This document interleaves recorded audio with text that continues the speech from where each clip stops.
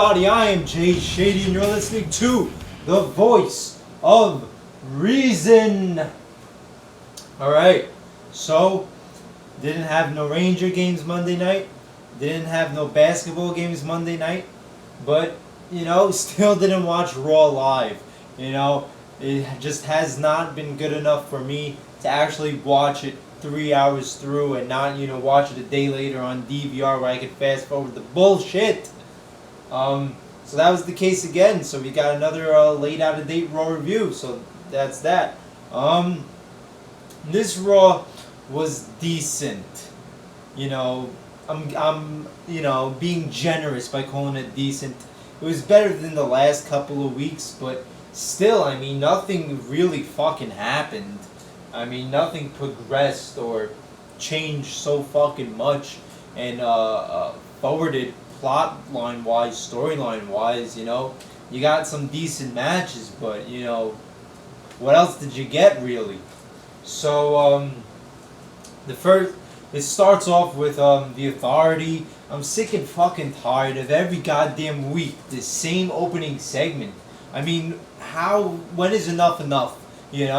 It's like they're not even fucking trying. It's like they have this mindset that, nobody is going to do anything about what they do. They can just do the same fucking thing over and over and over again. Like nobody's fucking, paying attention.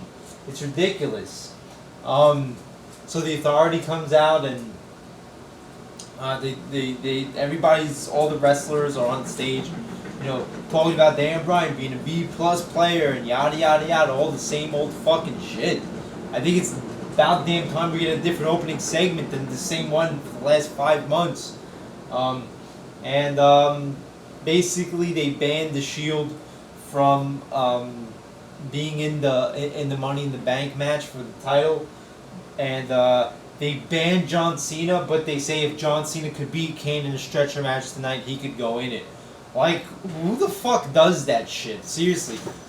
Let's think this realistically, First of all, thinking realistically, John Cena has beaten Kane 25 times to 1. Like, that's the ratio. So why would you even do that if you're trying to, fuck over John Cena, give him such a pussy of an opponent? Just fucking jobber waste for John Cena. And if you're so fucking mad at John Cena, why would you even give him the chance? You didn't give the other guys in the Shield a chance. It just doesn't make sense. It's really stupid. This whole fucking company is stupid. The writing is just so fucking out of nowhere. Just no logic at all. No continuity. Just fucking retarded.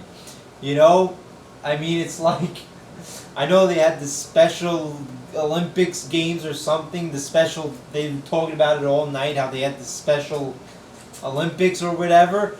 But did they also hire the Special Olympics people to write this show? Because this show is pretty special, and not the good kind of special. But anyway, we get the first match. It's Seth Rollins versus Dolph Ziggler. It's an okay match, but Dolph Ziggler just can't take the guy seriously anymore. But what the fuck is up with Seth Rollins? Is he with the Shield? Is he not? Because he's still dressed in the same Shield attire. This shit makes no sense. If you leave a group and turn heel, wouldn't you get a new outfit and stop wearing the same group outfit? It's like if somebody got out of DX and they still came out with a DX shirt. Somebody, got out of the NWO and they turned their back on the NWO, but they come out the next week with an NWO shirt. It's like, what? This company just is so fucking dumb. It's not like a rocket science. Fucking monkeys could figure this shit out. Monkeys could see that there's a problem with Seth Rollins wearing the same fucking attire as the Shield when you're supposed to, you're trying to differentiate him as much as possible. That's how I would think you'd be doing, with this heel turn. You differentiate him as much as possible from his Shield persona, yet he's wearing the same attire. He has, it's just stupid. It really is. He looks the same. Everything's the fucking same.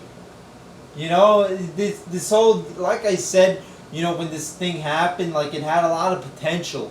But like I said last week, it's dying out pretty fucking fast, and it really looks like it was just a spur of the moment thing, a thing to try to get instant ratings, not a thing that was actually planned long term, like they have a long vision for this. If they had a long vision, we would have a different character from Seth Rollins, a different attire. But, you know, it was spur of the moment, and they're just, you know, going off the fucking handle, you know? It's just going on, you know, right on the spot, pretty much. They're just taking the shit on the spot, off of the top of the dome. It's fucking stupid. And then you get Dean Ambrose coming out and beating up Seth Rollins for like a second, teasing that. Then you get Dean Ambrose versus Bad News Barrett. It was okay match, pretty decent. It ends in a count out. Dean Ambrose gets counted out because Seth Rollins interferes. And then, yeah, Dean Ambrose comes back and lays out Wade Barrett. So we'll see where they go with this whole Dean Ambrose, Seth Rollins thing. I'm sure it'll be a great match once they do have it. But I just wish we could get some different layers with the Seth Rollins character. This heel turn is like already fucking forgettable. You know, 2 weeks in, how pathetic is that? What else you got? You got Bray Wyatt. Who did he fight? Bray Wyatt versus Sheamus. Decent match.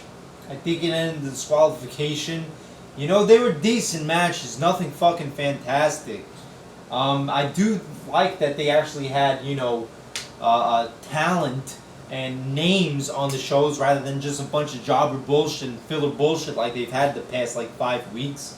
You know, you got Bray Wyatt match and Dean Ambrose, Seth Rollins, Bad News Barrett. So, you know, you got the right players in the show, but they weren't anything better than decent matches.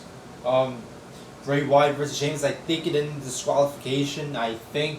I'm not sure. But, so at Money in the Bank, it's going to be the Usos versus the two other, Luke Harper and Eric Rowan for the titles. Hopefully, Eric Rowan and Luke Harper win the titles. And Bray Wyatt is going to be in the Money in the Bank match. Like anybody, you know, like there's any fucking chance that Bray Wyatt has of winning that shit. The guy can't fucking, you know, beat John Cena 5-on-1. Yet he's going to go against, you know, John Cena and like 5 other people. And, you know, we're supposed to, you know, forget all that and actually believe he could win this.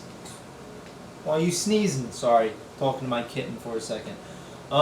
Anyway, so let's move on because I'm fucking tired. What do we got? We got a really stupid fucking segment throughout the night. So basically, Roman Reigns, you know, tries to get himself involved in the Battle Royal through shenanigans. Woohoo! Fucking shenanigans! Yeah, so basically, this is what I forgot to say. At the beginning of the night, there was a Triple H announced the Battle Royal for a spot in the World Heavyweight Championship WWE Money in the Bank match. I am so fucking off. It's ridiculous right now. I am so fucking tired. But you know what? It's not like this is a great show that deserves like my best effort. So whatever. I'm doing the same thing the WWE does. No planning, no execution. I'm just fucking talking and I'm, you know, fucking everything up. But whatever. That's how the show is. So you know what? I'll stay in line, stay in tune with the way the show works. But anyway, before I talk about that for 30 minutes, yeah. Alright, so we get the Battle Royal. Okay, let's get through this thing. This is fucking putting me to sleep. We get the Battle Royal, and Roman Reigns figures a way to get himself in the Battle Royal. Basically, Vicky Guerrero is, I guess, the Triple H and Stephanie's stooge, her, you know, bitch, their bitch, and she goes to get them coffee, and Roman Reigns says she should go get sweetener for the coffee, and she goes off to get sweetener for it, and while she does that, Roman Reigns puts something in the coffee, and then Vicky Guerrero like sneezes on the straws of the coffee. Is this like a new fucking gimmick? This sneezing Vicky Guerrero? I mean, Jesus fucking Christ. Like how fucking, you know, grasping for straws are you at this point that you're creating a whole gimmick based on sneezing? Like fucking Snow White and the Seven Dwarfs shit. You know? What the fuck is next? So, Stephanie drinks the coffee, and this shit was just fucking ridiculous, man. It was just so fucking bad. It's like fucking first grade humor. It's like it's just so odd, and it just came from out of nowhere. It's like the bad part of the Attitude Era. This is what reminded me of the shitty parts of the Attitude Era, and they brought it back here. If they could bring one fucking part from the Attitude Era back, they had to bring the stupid, childish, bathroom humor. So, Stephanie's in the bathroom and she sounds sick from drinking the coffee. Vicky Guerrero opens the door and you see just a fucking a cannon shot of vomit come out. Who the fuck vomits in a line drive spew like that? If you vomit, wouldn't it come out like this? Like it would have an arch and fall. It doesn't go like fucking that, like a fastball. It's just so dumb and just like, are we fucking 2 years old or something? And it's just so fucking much. It's like, one of those porn videos where it has the fake dick cum shots where it's like, it looks like a whole gallon of milk has spilled on the girl. That's what this looks like, just like so fucking much, so over the top. It's just not even funny, not in the slightest. And, so Triple H has to take Stephanie to the hospital, and Vicky Guerrero is in charge, and she puts Roman Reigns in the match. Roman Reigns goes on to win the Battle Royal, no fucking surprise there. They didn't even, make it like a shocking way. They were just building up to that the whole night, but so obviously. Another thing that happened tonight, one of the positives, kind of a positive, I don't know. I liked it though. I'm sure a lot of people think it's like really crazy, but I kind of liked it just because it's just fucking different. We got to find Goldust a partner, and it was Stardust, motherfucker. Who could help out Goldust? None other than Stardust. Cody Rhodes dressed up as some weird, bizarre version of Goldust. He has a star on his face. He looked to me like a gay Batman villain, kind of like a Joel Schumacher Batman movie villain, like Batman Forever or Batman and Robin. Very weird and, kind of homoerotic. Very reminiscent of early Goldust, pretty much. But it was, I gotta give Cody Rhodes credit because this, if it was somebody else, this could have been a travesty. But Cody Rhodes just took this and went with it and tried to get the most out of it and actually made it pretty fucking funny. The only problem is, how does Cody Rhodes move on from this, How does he get out of this Stardust when he eventually has to, take himself seriously? But for the moment, it was pretty fucking funny, and Goldust and Stardust actually win the match. Funny stuff. I like the whole gay Batman villain type of vibe from this. And then you get John Cena versus Kane in the stretcher match, and honestly, can't review this thing because I did not watch it. Why the fuck would I watch a match that I've seen like 20 fucking times that has never been good one time out of those 20 fucking times? Two guys that shouldn't have a job with the company. One guy who should have been retired like fucking 10 years ago in Kane, and then another motherfucking goofball that should have never been hired in the first place in John Cena. And I didn't watch it at all. And what for? Is there any element of surprise, any element of mystery? Did anybody think that John Cena wasn't going to win this match?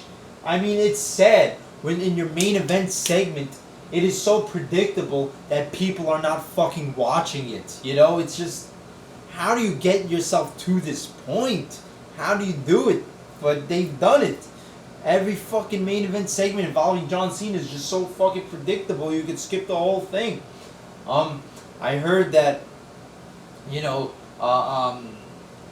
people got involved, like Seth Rollins and Randy Orton got involved in the match, and Dean Ambrose and Reigns come to save the day for Cena. So for all the fucking people that said, oh, well, it was a 1 week only affair, John Cena being best buddies, butt buddies with the Shield. Well, guess what? Another week and they're still fucking butt buddies. The Shield is no more. The Shield is dead. They're not cool. And, you know, it's just sickening that every fucking face, every person who turns face eventually has to become fucking butt buddies with John Cena. John Cena has to become involved. John Cena has to fucking hold their hand like they're 2 years old. You know, he always... You know, why can't there be a baby face or a face that just doesn't have any fucking involvement with John Cena? That doesn't ever team up with John Cena? That is never in, you know, buddy, you know, mode with John Cena? It's just fucking... You know what? And once he does that, it just ruins the guys for me. It ruins Dean Ambrose. It ruins Roman Reigns. You know, it takes something away from them because now, you know, it just looks like Super Cena and friends. They look like two Super Cenas now. This guy has to fucking go. Right? You think so too, right? Yeah. Hold on, I want to show you my kitten. Hey! Come here. What are you doing? Do you like John Cena? Alright, she's scared. Alright, but anyway. Yeah. So that was the show. Decent show. For the matches, for a couple of matches. Like, the first hour was decent. Stardust was pretty fucking funny. But just so predictable, this show. And just no direction with the Seth Rollins shit. And then the main event segment. So, you know, saying it was decent is pretty goddamn generous. But, you know, the first hour of the show, at least, you got matches that had people that, you know, actually mattered, were actually names, not jabroni matches, you know. You did get your Rusevs and your Heath Slater match, and your Fandango and Layla versus... Who the fuck did they face? Adam Rose and Summer Rae. You know, you got some filler bullshit, but the first hour was decent enough. And then it kind of went to shit after that. The Stardust kind of picked the show back up again. And then John Cena turned everybody away like he normally does. And that's the show. So there you go. Hope you enjoyed the review. And here's my cat. Hey! Did you like Raw? Hell no, right? Say hi to Wednesday. She's the newest addition to the house. Hey! What? What? I do. Well. Okay. You ready to go to sleep Wednesday? Because I am. Alright. So there you go. There's my review. Alright. As always, I am Jay Shady, the voice of reason. Like, comment, subscribe, and I'll...